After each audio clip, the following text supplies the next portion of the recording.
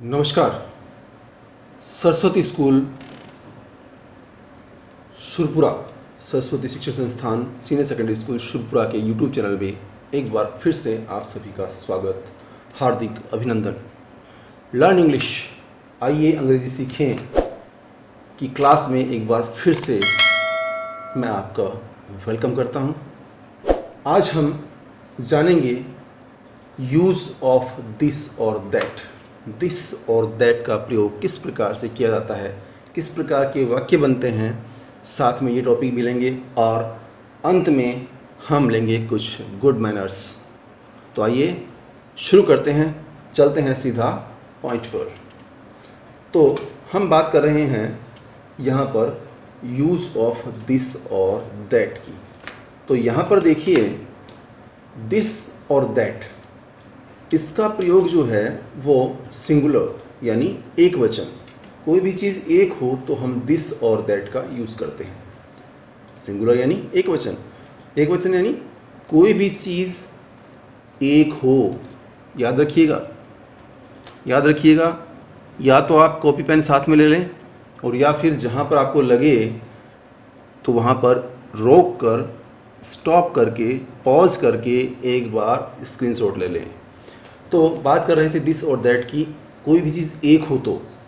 अब कहाँ पर दिस का यूज़ होता है और कहाँ पर दैट का यूज़ होता है, तो देखिए, दिस कोई भी चीज़ बोलने वाले के पास में हो, एक तो हो ही, लेकिन पास में हो तो हम दिस का यूज़ करेंगे, और कोई चीज़ यदि बोलने वाले से दूर हो तो हम दैट का प्रयोग करेंगे। दिस का मतलब यह है और दैट का मतलब वह है।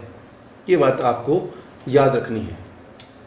तो हम शुरू करते हैं, चलते हैं सेंटेंस की ओर और बात करेंगे यहाँ पर दिस और दैट का प्रयोग हम किस प्रकार से करें। तो देखिए, ये है, हमें लैंग्वेज को थोड़ा सा चेंज करना पड़ेगा। यहाँ पर लैंग्वेज पहले हिंदी सेलेक्ट की हुई थी, अब लैंग्वेज लेंगे इंग्लिश। दिस, अब यहाँ पर दिस बुक, ये एक सेंटेंस, छोटा सा वाक्य मैंने बनाया है, दिस बुक यानी यह किताब। अब इसी को हम यहाँ पर कर देते हैं दैट बुक। इसका मतलब हुआ कि वह किताब। दिस बुक यानी यह किताब और दैट बुक यानी वह किताब। अब यहाँ पर ध्यान दीजिए, उच्चारण तो चेंज है ही, उच्चारण तो यहाँ पर चेंज है ही, यह किताब, और यहाँ पर हो गया, देखिए, वह किताब, वह किताब। लेकिन इसमें दो बातें ध्यान रखनी है कि किताब एक ही है, किताब एक ही है, यह यानी पास में, वह यानी दूर। पास में है तो हम दिस लगाएंगे और दूर है तो हम दैट लगाएंगे। ये बात आपको ध्यान में रखनी है। अब चलते हैं हम इनके सेंटेंस पर। तो सेंटेंस मेकिंग में देखिए, बात करते हैं हम। सबसे पहले एक वाक्य लेते हैं, दिस इज ए बॉल। यह एक वाक्य है, ध्यान दीजिएगा। दिस इज ए बॉल, यह एक गेंद है। अब ये जो वाक्य है वो क्या है? अफर्मेटिव वाक्य है। अफर्मेटिव यानी सकारात्मक। अफर्मेटिव यानी सकारात्मक, यानी जिसमें स्वीकृति हो। ध्यान दीजिएगा, यहाँ पर थोड़ा सा इसको मैं आपकी सुविधा से बदल देता हूँ। ये देखिए, अफर्मेटिव वाक्य यानी सकारात्मक वाक्य। यहाँ पर हम आज 4 मोस्टली जो यूज़ आते हैं, हालांकि यूज़ तो सभी आते हैं बोलचाल की भाषा में, लेकिन आज हम जो वाक्य लेंगे वो 4 प्रकार के वाक्य हैं। पहला प्रकार जो है वो अफर्मेटिव यानी सकारात्मक वाक्य, जिसमें स्वीकृति होती है। यह गेंद है, यह एक गेंद है, तो यह यानी दिस। एक गेंद है तो ए बॉल, और एक होने की वजह से यहाँ पर सिंगुलर वर्ब यानी इज का प्रयोग हुआ है। इसकी जगह यदि हम ये कर दें, इसकी जगह यदि हम ये कर दें कि वही चीज़ जिसकी हम बात कर रहे हैं वही चीज़ हमसे दूर हो, तो यहाँ पर हो जाएगा दैट इज़ ए बॉल। अगर गेंद दूर है तो यहाँ पर दैट इज़ ए बॉल करने का मतलब हुआ कि वह एक गेंद है। अब यहाँ पर आपको ये बात समझनी पड़ेगी कि this is a ball, this यानी यह, दैट यानी वह, तो यह एक गेंद है, वह एक गेंद है। फ़र्क कितना है कि यहाँ पर पास में है और यहाँ पर दूर में है। ये स्वीकृति का वाक्य है। अब इस वाक्य को हम बदलें, इसको हम करते हैं नेगेटिव, इस वाक्य को हम करते हैं नेगेटिव। नेगेटिव का मतलब हो गया यहाँ पर नकारात्मक, नकारात्मक। इस वाक्य को हम चेंज कर देते हैं। नकारात्मक बनाने का मतलब कि यहाँ पर हमने कहा कि बॉल है, गेंद है। अब इसमें नहीं जोड़ना है, खाली यह एक गेंद है, इसकी जगह हमें क्या करना पड़ेगा कि यह एक गेंद नहीं है। तो ऐसी स्थिति में हम क्या करेंगे, ऐसी स्थिति में यहाँ पर हमें करना पड़ेगा this is not a ball, बस इतना सा। ये जो इज है, इस इज के साथ में हमने क्या किया, नोट लगा दिया। अगर सकारात्मक वाक्यों को नकारात्मक वाक्य में बदला तो हमने क्या किया, ये जो वर्ब है उसके साथ में हमने क्या किया, ये जो इज है इसके साथ में हमने नोट लगा दिया।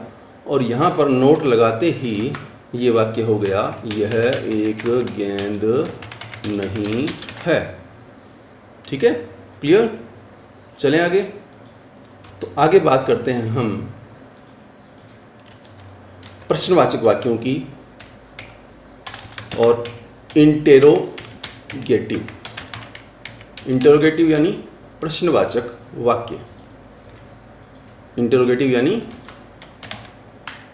प्रश्नवाचक वाक्य। और प्रश्नवाचक वाक्य यहाँ पर हमने बात की सकारात्मक वाक्यों की, एक वाक्य एग्जाम्पल के लिए लिया। यहाँ पर हमने बात की नकारात्मक वाक्यों की, एक वाक्य एग्जाम्पल के तौर पर लिया। ऐसे आप ढेरों वाक्य बना सकते हैं। अब बात करते हैं इंटरोगेटिव सेंटेंस की। इंटरोगेटिव सेंटेंस में यानी प्रश्नवाचक, जिसमें एक प्रश्न बनता हो, क्या पहले लगाना है, क्या पहले लगाना है। तो यहाँ पर देखिए, इस बार पहले हिंदी लेकर बताता हूँ मैं आपको। क्या यह एक गेंद है। अब यहाँ पर देखिए प्रश्न बन गया कि क्या यह एक गेंद है। तो यहाँ पर इस स्थिति में हमें क्या करना होगा कि वो जो इज़ है उसे हम आगे ले आएंगे। इज़, उसके बाद में यह यानी this, is this A ball. अब यहाँ पर देखिए दिस पहले था, यह एक गेंद है। अगर इसको हम छुपाएं तो यहाँ पर यह एक गेंद है यानी दिस इज़ ए बॉल। लेकिन क्या लगाते ही वो जो इज़ है वो आगे आ जाएगा। ये लगभग सभी वाक्यों में इस प्रकार के सेंटेंस जो इसी हिसाब से बनते हैं। तो क्या यह एक गेंद है यानी इज़ दिस ए बॉल। अब बात करते हैं अगला प्रकार, और वो प्रकार है इंटेरोगेटिव भी और यहाँ से नेगेटिव भी उठा लेंगे। नेगेटिव भी यानी प्रश्न भी बन रहा हो, प्रश्नवाचक भी हो और नकारात्मक भी हो। यहाँ से नकारात्मक ही हमने ले लिया। तो यहाँ पर अब हमारा वाक्य आ गया कि प्रश्नवाचक भी और नकारात्मक भी। इसका मतलब ये है कि यहाँ पर इस वाक्य को लेकर के इसमें हमने क्या यह एक गेंद नहीं है, नहीं लगा दिया। और नहीं लगाते ही देखिए सेम इसी वाक्य को हम ले लेते हैं और इसी वाक्य में इज दिस यहाँ पर हमने नोट लगा दिया। ठीक है, ध्यान दीजिएगा। ये 4 प्रकार के वाक्य आपके समक्ष रखे दिस को लेकर के। इसी प्रकार से दैट को लेकर के आपको वाक्य बनाने हैं। और दैट को लेकर के हम जब वाक्य बनाएंगे तो यहाँ पर देखिए, थोड़ा सा आपकी सुविधा से पहले हिंदी रख करके ये देखिए। अब यहाँ पर इस वाक्य को हम एक बार फिर से ले लेंगे और यहाँ पर वह एक बार फिर से देखिए 4 बार इस वाक्य को लिया है, ध्यान दीजिएगा। अब गेंद को हम कर देते हैं यहाँ पर गेंद देखिए, गेंद यानी बॉल, चलो कोई बात नहीं, जैसा है वैसा ठीक है। लेकिन अब देखिए ये सेम वाक्य है जो 4 बार लिखा गया है। 4 बार का मतलब अफर्मेटिव नेगेटिव, इंट्रोगेटिव और इंट्रोगेटिव नेगेटिव, यानी वह एक गेंद है, वह एक गेंद नहीं है, वह, उसके बाद में यहाँ पर लगाएंगे हम क्या वह एक गेंद है, और क्या लगते ही यहाँ पर प्रश्नवाचक चिन्ह भी लग जाएगा, और क्या वह एक गेंद नहीं है। अब देखिए यहाँ पर हम जिक्र कर रहे थे कि दैट को लेकर के, ये देखिए दैट को लेकर के, वह गेंद है तो वह एक गेंद है, ठीक है, दैट इज़ अ बॉल। वह गेंद नहीं है, that is not a ball. क्या वह एक गेंद है, इस को यहाँ से हम हटा देंगे और इसको ले आएंगे आगे, इसको ले आएंगे हम आगे इस प्रकार से, इज़ दैट ए बॉल। यहाँ पर देखिए इज़ दैट ए बॉल, और यहाँ पर देखिए क्या वह एक गेंद नहीं है, is that not a ball. ध्यान से देखिए दिस का प्रयोग, दिस के 4 प्रकार से वाक्य बनाने बताए गए, दैट का प्रयोग, दैट के 4 प्रकार से वाक्य बनाने बताए गए। इस प्रकार से आप, यहाँ पे मैंने गेंद लिया है, बॉल ली है, आप कॉपी किताब कुछ भी यहाँ पर अलग अलग मीनिंग लेकर वाक्य बनाइए, ढेरों वाक्य बनाइए, बोलिए, लिखिए। चलते हैं आगे। ये था दिस और दैट। अब हम बात करते हैं आगे दीज और दोज। तो दीज यानी यहाँ पर दीज का मतलब हुआ ये, और दीज के बाद में दोज का मतलब हुआ वे, ये वे। देखिए बात वो की वही है, बात वही है कि बस वहाँ पर दिस था, उस दिस में एक चीज़ थी, पास में थी, अब चीज़ें बदल गई है, चीज़ें ज़्यादा हो गई है, एक से ज़्यादा हो गई है, तो हमने दीज लगा लिया। और यहाँ पर दैट था, वहाँ पर एक चीज़ थी इसलिए दैट था, यहाँ पर चीज़ें ज़्यादा हो गई है, दोज लगा दिया। यह से ये हो गया और वह से वे हो गया। तो यहाँ पर देखिए दिस के हम इसी प्रकार से 4 वाक्य लेते हैं, जैसे ये किताबें हैं, ये एक वाक्य है, ये किताबें हैं। फिर दूसरा प्रकार ये किताबें नहीं है। फिर क्या ये किताबें हैं, और क्या ये किताबें नहीं हैं। ये देखिए ये 4 प्रकार जो मैंने बताए थे, अफर्मेटिव, नेगेटिव, इंट्रोगेटिव, नेगेटिव। तो अब देखिए यहाँ पर जब हम इन्हें बनाएंगे, ध्यान दीजिएगा, यहाँ पर जब हम इन्हें बनाएंगे तो ये दीज, इज नहीं आएगा, अब आएगा आर, क्योंकि ज़्यादा है। फिर किताबें, बुक्स ज़्यादा है, प्लूरल लेना पड़ेगा, ज़्यादा है तो हमें प्लूरल लेना पड़ेगा, क्योंकि दीज और दोज ये बहुवचन बनाते हैं, बहुवचन बताते हैं। तो इसलिए यहाँ पर इस की जगह हमने आर ले लिया, और यहाँ पर बुक को बुक्स यानी किताबें बहुवचन में बदल दिया। अब यहाँ पर देखिए ये किताबें हैं, दीज आर बुक्स। और इसी सेंटेंस को में देखिए हमने खाली नहीं लगाया है, और नहीं लगाते ही हम यहाँ क्या करेंगे, आर नोट कर देंगे, दीज आर नॉट बुक्स। इसी प्रकार से यहाँ पर क्या ये किताबें हैं, तो देखिए यहाँ पर इस टी को हमें छोटा करना होगा, इस आर को यहाँ से उठाया और उठाकर हमने आगे लगा दिया, इस ए को हमने बड़ा कर दिया और अंत में हमने क्वेश्चन मार्क लगा दिया। देखिए यहाँ पर दीज आर बुक्स, ये किताबें हैं, दीज आर नॉट बुक्स, ये किताबें नहीं हैं। क्या ये किताबें हैं, आर दिस बुक्स। और यहाँ पर आगे आ गया कि क्या ये किताबें नहीं हैं, are these not books. Okay, तो इसी प्रकार से आप ढेरों वाक्य बनाइए, बहुत से वाक्य आप बना सकते हैं।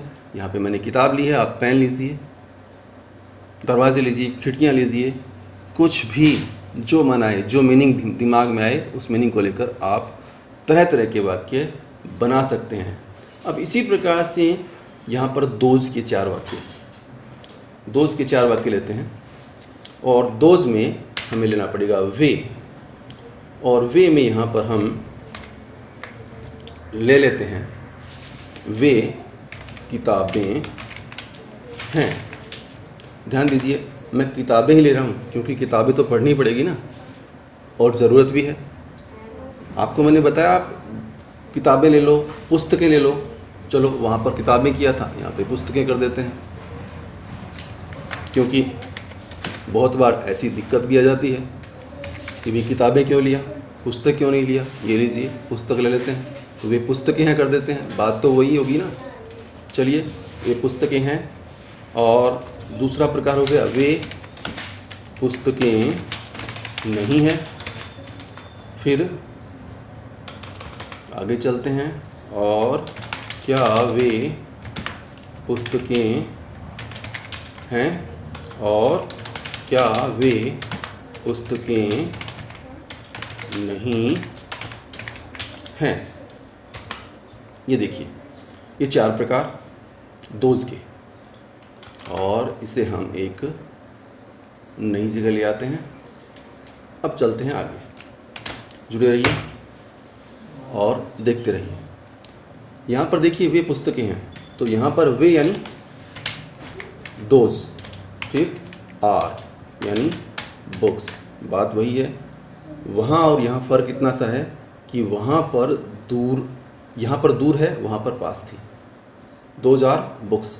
और अब चलते हैं अगले वाक्य की ओर, और अगला वाक्य है, हमने केवल क्या किया कि यहाँ पर नहीं लगाया, तो दोज आर नॉट बुक्स, यहाँ पर नोट लगा दिया। यहाँ पर क्या है, तो क्या होने से हमने क्या किया, हमें क्या करना पड़ेगा, आर, हाँ बिल्कुल आर आगे लाना पड़ेगा, are those books question mark. और चौथा प्रकार हमारा, उसमें are those not books. Okay, तो इस प्रकार से आप भी अलग अलग प्रकार के वाक्य बनाइए। बस ध्यान ये रखना है कि अगर पास में है तो दीज लगाना है, और दूर है तो दोज लगाना है। इसके साथ ही दिस के साथ में एक वचन और दोज के साथ में बहुवचन होता ही है, ये आप बखूबी जानते हैं। तो देखिए दोज के हमने इस प्रकार से 4 प्रकार के वाक्य लिए।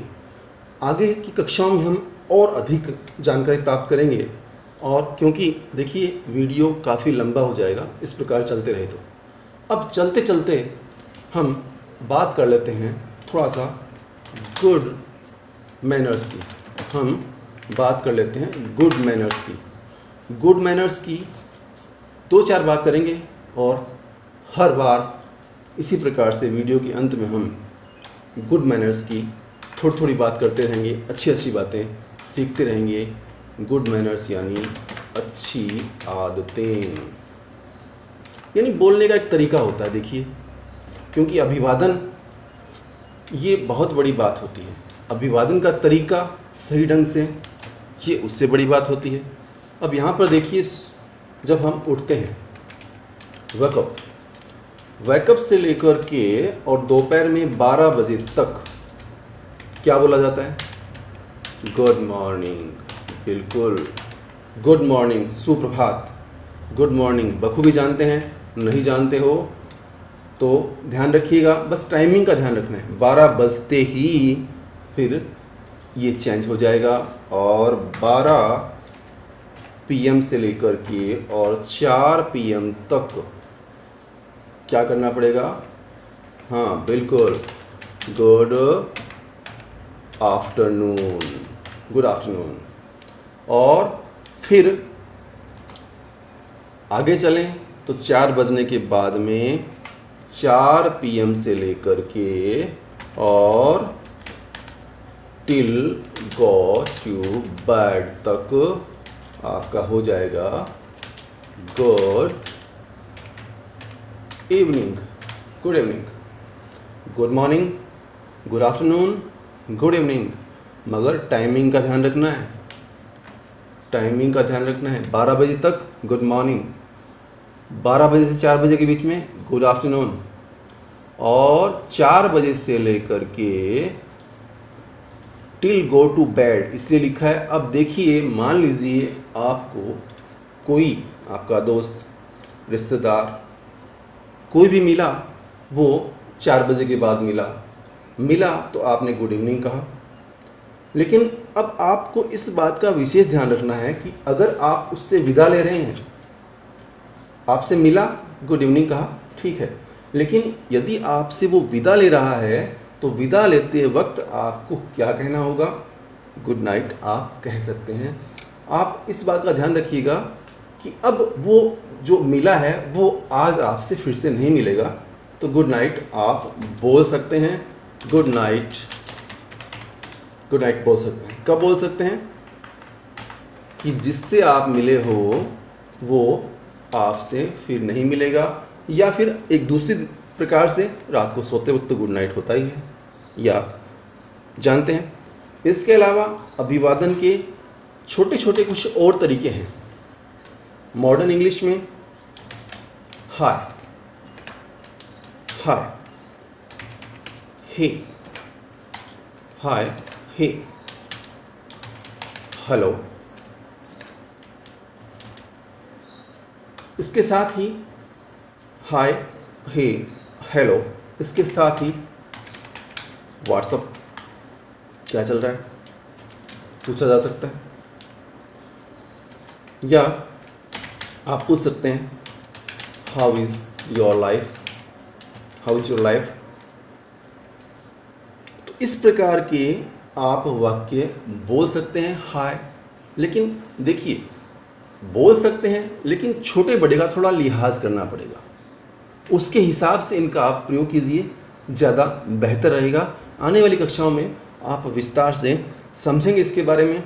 और चलते चलते एक बात और कर लेते हैं यहाँ पर कि कोई भी चीज़ आपको देता है, कोई देता है तो आप थैंक्स बोलते हैं, थैंक्स बोलते हैं। थैंक्स का जवाब क्या होता है?